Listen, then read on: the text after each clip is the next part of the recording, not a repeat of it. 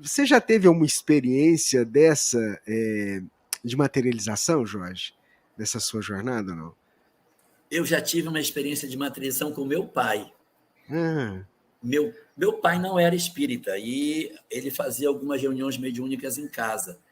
Eu deveria ter, na época, uns 9 anos, quando meu pai, numa reunião mediúnica dentro de casa, ele materializou uma pena, tamanho de uma pena de galinha, assim. Ó. Ele materializou.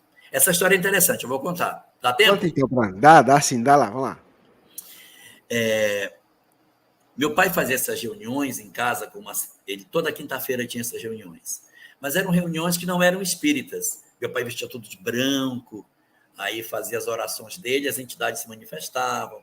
Então eu cresci no meio desse ambiente mediúnico.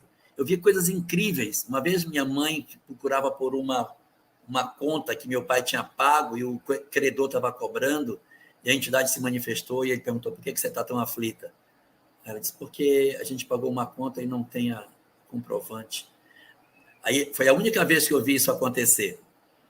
Ele saiu do quarto onde as reuniões aconteciam, foi num outro compartimento da casa, onde tinha uma estante cheia de papel. Ele passou a mão assim numa ruma de papel. Aí pegou um papel no meio, puxou, entregou para minha mãe e disse: é isso que você está procurando? Ela: é esse recibo. Então pronto, agora você pode ficar tranquila. Então, eu assisti meu pai fazer algumas coisas muito incríveis nesse sentido. E uma vez, teve uma moça que o pai dela estava com câncer e ela trabalhava com a minha mãe. Minha mãe disse: vai lá em casa, quem sabe você não consegue lá ser atendida. E ela foi para casa. Chegou lá, nesse dia, uma pena se materializou. E aí, quando ela se materializou, o meu irmão mais velho pegou, colocou a peninha assim em cima da mesa, aí perguntei: para dar para quem? Aí disse: para dar para essa moça. Primeira vez que ela estava indo. Para mim, isso é para você.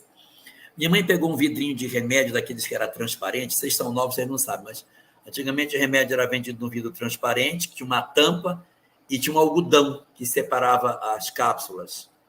E tinha uma tampa, plec! Aí minha mãe pegou um vidro daquele, botou a pena dentro e disse: para você levar. Ela levou. E ela ficou indo em casa nas reuniões seguintes.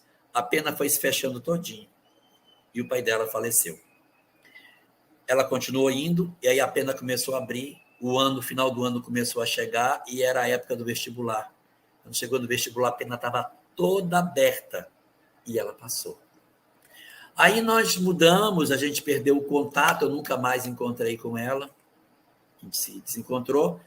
Aí meu Deus, uns 20 anos depois disso, eu estou na União Espírita Paraense comprando livros e tem uma moça me atendendo. Aí ela pediu meu nome para fazer a nota. Quando eu dei meu nome, ela disse: Elahá?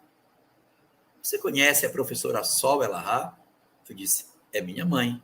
Juvenal Canto disse: é meu pai. Se você é filho do seu Juvenal, da Dona Sol? Sou. Meu Deus, eu ia nas reuniões mediúnicas da sua casa. Eu sou a Graça. Eu disse: você é a Graça da Pena? Ela disse: eu sou a Graça da Pena, meu Deus. Dentro da União Espírita Paraense. Aí, evidentemente, a pergunta não deixou de ser feita, né? Cadê a pena? Ela disse: a pena me acompanhou pelos 5 anos de faculdade. Quando eu me formei, a pena desapareceu de dentro do vidro. Então, isso eu vi. Meu pai materializou essa pena que durou esse tempo todo aí. Mas eu nunca vi uma materialização ao vivo de uma entidade. Teve uns dias desse aí que um companheiro nosso do Movimento Espírita, todos nós conhecemos, me convidou para participar de um evento que tinha um médium de materialização. A gente até acertou tudo, ele é de fora, ele é estrangeiro. Nós ficamos conversando, acertamos tudo, mas acabou que o rapaz não veio. Senão eu ia com a Sâmia, ia para Salvador, ele ia descer em Salvador e a gente fazia a reunião lá em Salvador. Não sei se tu sabe quem é. Sabe, né? Sei. O Haroldo já Pois é. teve essa experiência, o Lálio já teve. Era o Haroldo. Pronto, você falou, Uhum. foi o Haroldo que me ligou e disse: não, cara, você tem que ver como é que é. Digo: eu vou. Haroldo.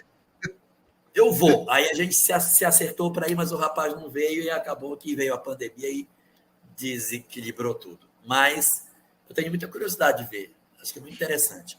E só para terminar, quando eu era evangelizador da infância, eu fui na casa de um amigo meu para fazer trabalho de evangelização.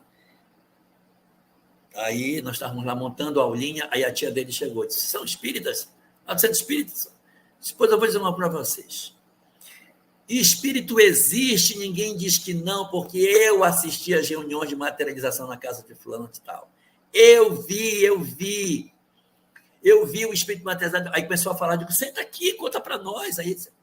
Aí contou tudo que ela viu, digo, nossa, e você participa em qual casa? Não participo de casa nenhuma, porque eu vi que esse negócio é muito sério, que é de verdade mesmo, então...